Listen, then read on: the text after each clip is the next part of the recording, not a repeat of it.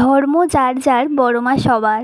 অনেক দিন ধরে আমার ফেসবুক ফিডে বড় মার ভিডিও বারবার আসছিল। ভাবছিলাম কবে যাব, তো বড় মার কাছে অবশেষে চলেই গেলাম। বড় মা না টানলে হয়তো কখনোই আমি বড় মার কাছে যেতেই পারতাম না। অনেক দিনের স্বপ্ন ছিল যে বড় মার মুখটা আমি সামনে থেকে দর্শন করব।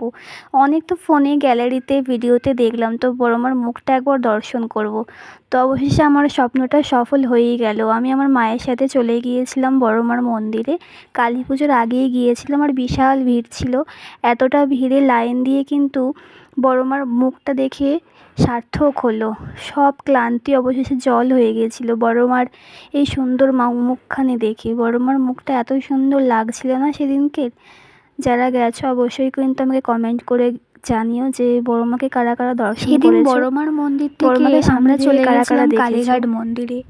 কালীঘাট মন্দিরে আমি প্রথমবার গিয়েছিলাম। মানে মা সেদিনকে দুই মাই আমাদেরকে টেনেছিল বলে আমরা এই জার্নিটায় সাকসেসফুল হয়েছিলাম। দুটো জার্নি করতে পেরেছিলাম, বড় মার মন্দির থেকে নৈহাটি থেকে একদম কালীঘাটে। তো ভীষণ সুন্দর লেগেছিল। কালীঘাট মন্দিরটা এত সুন্দরভাবে মানে নতুনত্বভাবে করেছিল।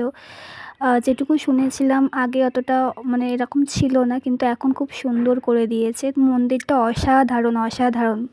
তো তোমাদের কেমন লাগলো ভিডিওটা অবশ্যই কিন্তু জানাবে। কারা কারা কালীঘাটে গিয়েছিলে, মা কালীকে দর্শন করছো, সেটাও কিন্তু অবশ্যই কমেন্ট বক্সে জানিও।